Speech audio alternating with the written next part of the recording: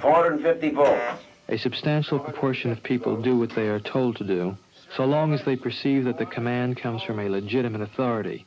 For a lot of people, they just talk about the Milgram study, as if there was only ever one version of this study. But a lot of people have been through his notebooks, have been through his studies, and actually started to sort of question people's willingness to actually inflict harm on other people.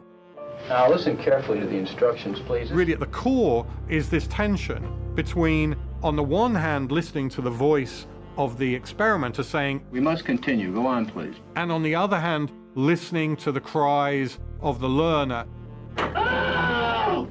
Now what Milgram did across another 25 to 30 versions of the study was manipulate those forces. And what you see is that obedience levels change accordingly.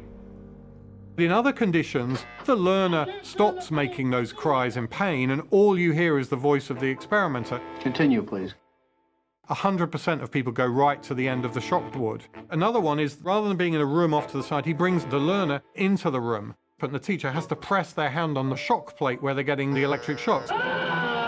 When you can see the victim, then actually your willingness to shock him decreases. Another one, they have two experimenters and they argue with each other about what's going on. Santa, what if something happens to him? Because it isn't clear how this is meaningful scientifically, actually none of the participants go to the end of the board.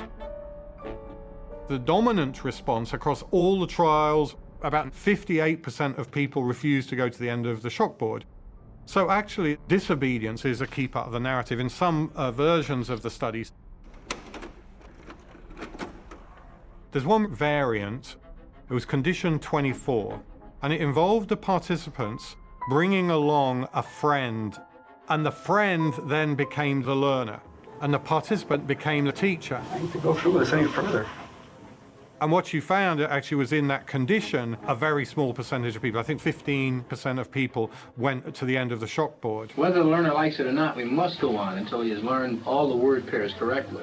What the experimenter is trying to do is impose one categorical structure on the situation. It's us, the experimenters, and the learner is them.